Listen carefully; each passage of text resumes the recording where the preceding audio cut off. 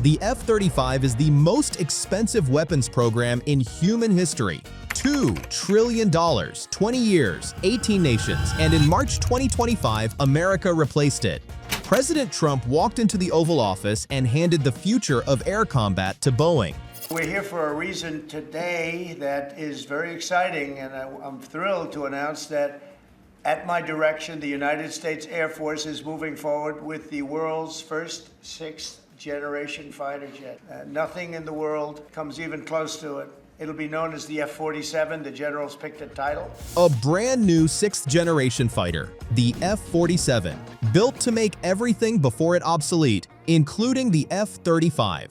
Lockheed Martin, the company that built both of America's stealth fighters, had just been shut out of the future.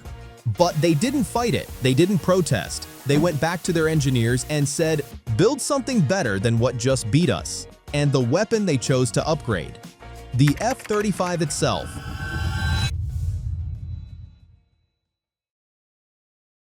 It was March 21, 2025, and for Lockheed Martin, it was the worst day in decades.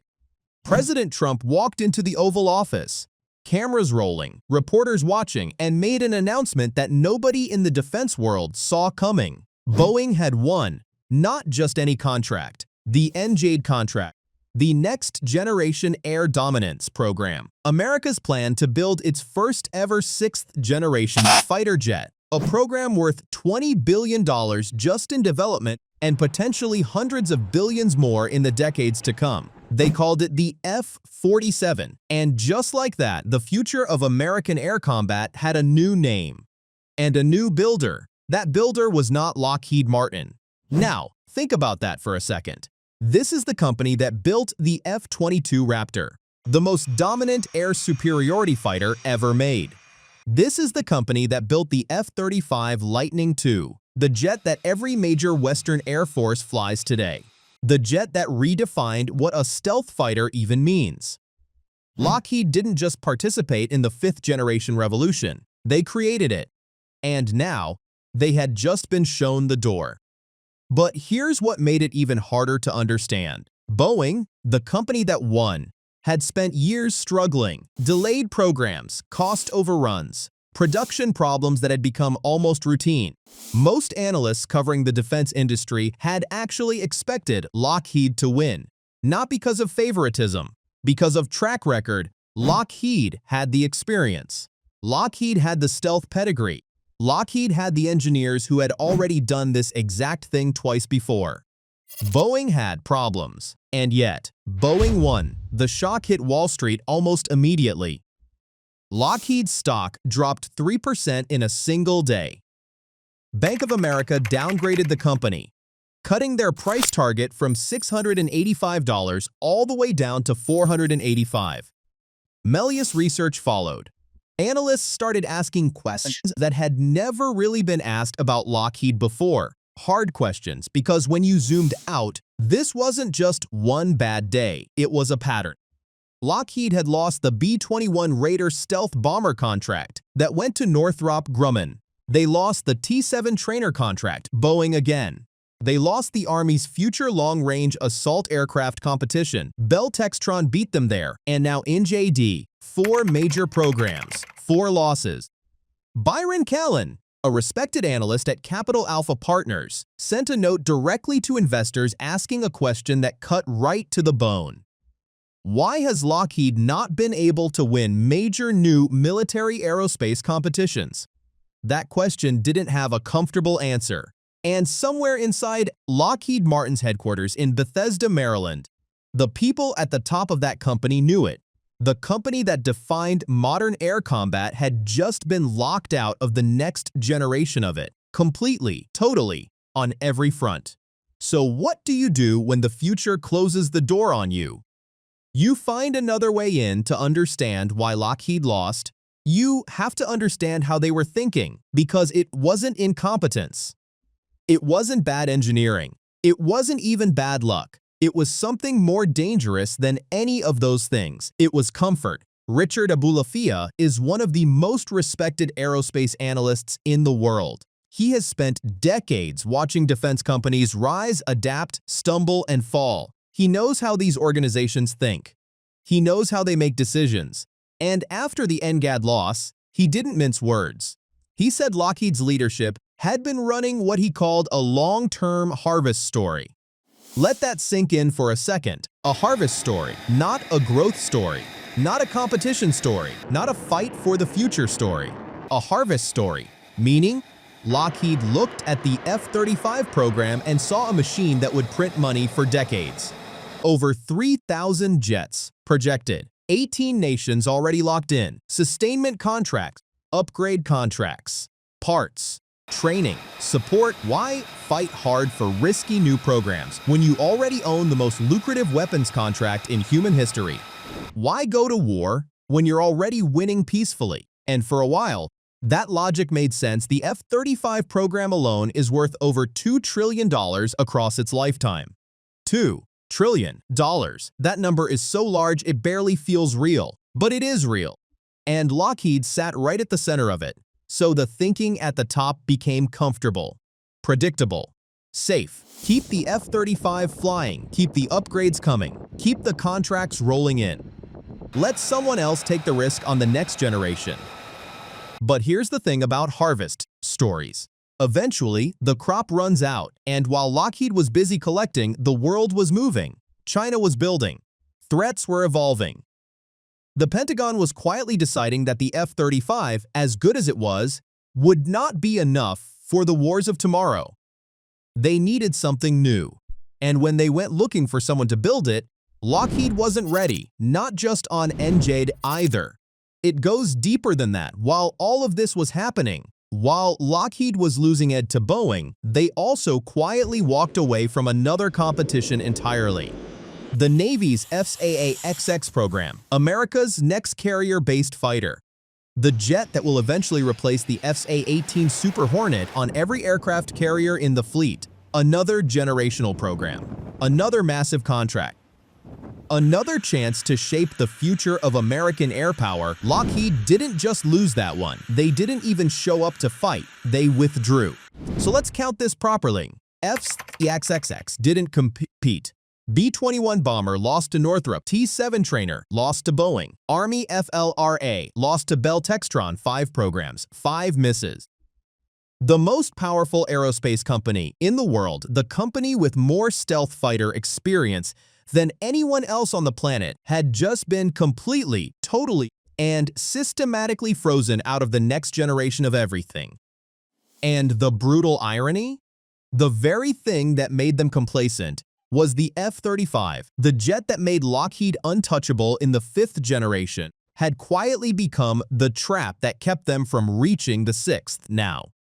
A company with less history might have panicked. A company with less resources might have collapsed inward. But Lockheed Martin is not that company. And what happened next, on a quiet Tuesday morning in April 2025, was not panic. It was a pivot, a very calculated, very deliberate, very Lockheed pivot. 1 month after the loss, Lockheed Martin hadn't said much publicly. No protests, no angry statements, no drama, just silence. And then, April 22, 2025, CEO Jim Taiclet picked up the phone and sat down for the quarterly earnings call. What he said next, nobody expected. He didn't apologize, didn't explain, didn't spend 10 minutes reassuring nervous investors that everything was fine. He leaned in. We are moving forward and moving out on applying all the technologies we developed for our NGAD bid onto our embedded base of F-35 and F-22. Let that land for a second. The technology Lockheed built to win the future, they were now loading directly into the jet the whole world already flies. Not a new program, not a 10-year plan, not a fresh start, a transformation of 1,100 jets. Already on runways, in 18 countries. Right now, Taiclet called it 5th generation plus, and then came the number that stopped the room cold, 80% of the F-47's capability. At 50% of the cost, the F-47 is projected at around $300 million per jet. 50% of that lands near $150 million for the upgraded F-35. More than today's jet, yes. But you're not buying new. You're upgrading what your pilots already fly, what your maintenance crews already know, what your entire Air Force is already built around. That is Lockheed's real advantage over Boeing. Not technology, not pedigree, scale. Boeing is starting the F-47 from zero. New factories, new supply chains, new everything. And if their recent record with complex programs tells us anything, zero is a very slow place to start. But here is what Tyklet didn't say on that call. What he couldn't say, because while Lockheed was promising 6th-generation upgrades to the world, the 5th-generation upgrades they already promised years ago still weren't finished, not even close. So what exactly is Lockheed promising? Not in corporate language, not in earnings call vocabulary. In real terms, what does 5th Generation Plus actually put inside this jet? Because if this upgrade is real, it isn't just an improvement, it's a transformation. Start with the sensors. The original F-35 was built around the idea that it could see the enemy before the enemy could see it. And for its time, that was revolutionary. But warfare moves fast. And today's threats are no longer impressed by yesterday's sensors. So the 5th Gen Plus upgrade brings in passive infrared sensors. Now, here's why that matters. Russian fighters have had this for years. Chinese fighters have had this for years. Even the Eurofighter Typhoon carries it. The F-35, the most expensive fighter program in history, never had it natively built in. Think about that. America's most advanced fighter jet was missing a feature that its rivals considered standard equipment. 5th Gen Plus fixes that. It also brings in next-generation electronic warfare systems, improved survivability, advanced communications. The kind of upgrades that don't just make the jet harder to shoot down, they make it harder to even find in the first place. But the biggest piece, the one that changes what this aircraft fundamentally is, manned-unmanned teaming. Here's the concept. Instead of one pilot flying one jet into a fight, that same pilot controls a small fleet, one F-35 in the cockpit, up to 8 autonomous drone wingmen surrounding it, each one carrying weapons, each one feeding sensor data back, each one expendable so the pilot doesn't have to be. Lockheed has already demonstrated this works. A pilot controlling multiple drones from a simple tablet interface inside the cockpit. Real flight tests, real connectivity, real results. They called the development program Project Carrera. $100 million internal investment, and it's already flying. And then in September 2025, Skunk Works pulled back the curtain on something new, a drone called Vectis Stealthy, survivable, modular, built from the ground up to fly alongside the F-35 as its autonomous wingman. Designed for air-to-air combat, electronic warfare, surveillance. Whatever the mission demands, Lockheed's vision is becoming clear. Don't send one jet into the most dangerous airspace on Earth, says one pilot, commanding a team. On paper, this sounds like exactly what the modern battlefield needs. Enough capability to challenge 6th-generation threats. Enough numbers to overwhelm an enemy. At a price point that governments can actually afford. On paper, it sounds brilliant. But here's the part that should make every Air Force customer nervous. The company promising all of this, the company asking the world to trust this vision, is the same company that is currently, right now, years behind on a much simpler upgrade. An upgrade they promised was almost done. An upgrade that still isn't finished.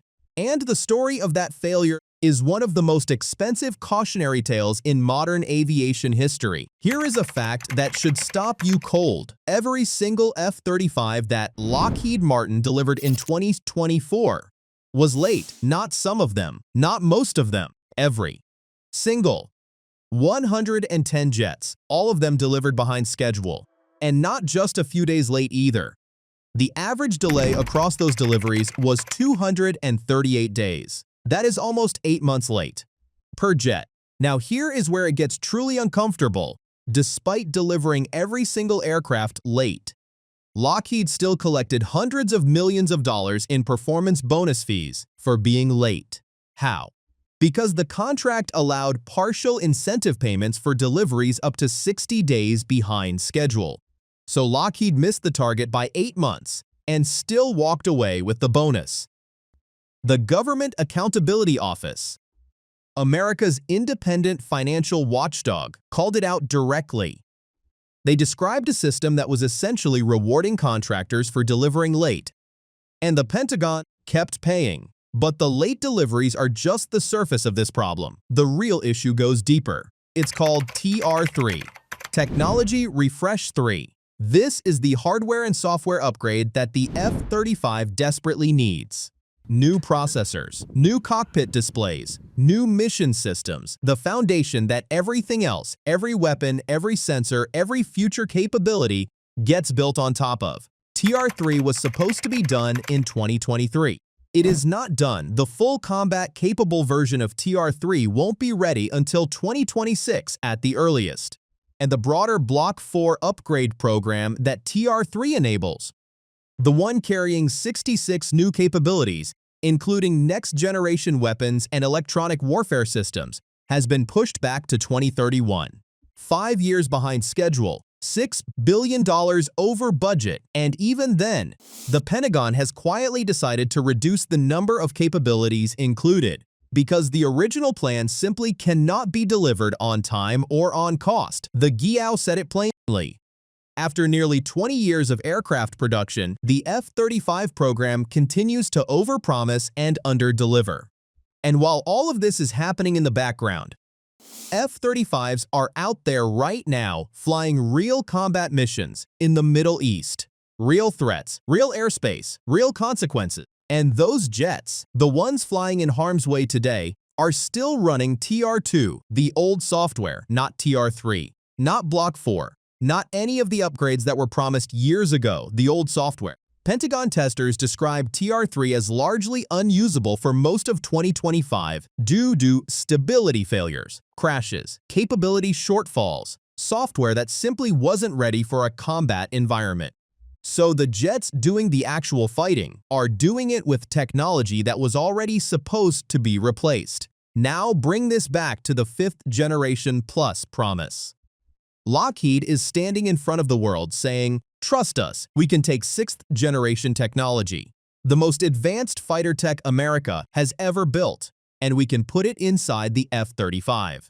But the question every Air Force customer is quietly asking behind closed doors is simple. You can't finish Block 4.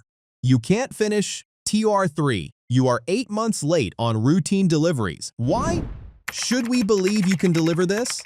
That question has no easy answer, but Lockheed has one argument left. One card they haven't played yet, and it has nothing to do with technology. It has everything to do with time. Forget the contracts. Forget the earnings calls. Forget the corporate rivalry between Lockheed and Boeing. There is a reason this upgrade has to exist. A reason that has nothing to do with business. And that reason has a name. The J-20, China's 5th generation stealth fighter, is not a future threat. It is not a concept. It is not a prototype sitting in a hangar somewhere. It is flying, right now, in numbers. And those numbers are growing fast. Lockheed's own CEO said it out loud on an earnings call, which almost never happens. We have to be able to meet the J-20 with enough numbers in the Pacific. Read that carefully. Not enough technology. Not enough stealth. Not enough capability. Enough numbers. Because here is the cold reality of modern air combat. The F-47 is coming, but it won't arrive in meaningful numbers until the late 2030s at the earliest, maybe the 2040s. The Pacific threat is not waiting that long. Right now, today, the F-35 is the only 5th generation stealth fighter in active Western production at scale. Over 1,100 delivered, 3,500 projected, already deployed, already combat tested, already trusted. That installed base is Lockheed's real weapon, not the upgrade itself, not the technology, not the promises made on earnings calls. The sheer number of jets already on runways around the world, if 5th generation plus works, even partially, it doesn't upgrade one squadron, it upgrades an entire global fleet overnight. That is something the F-47 cannot do for decades, and, against a threat growing right now, decades is too long to wait, so here is where we land. Lockheed Martin, the company that defined modern air combat, lost the future, lost it cleanly, lost it completely, and then turned around and announced they were building it anyway. Using the jet they already sold you.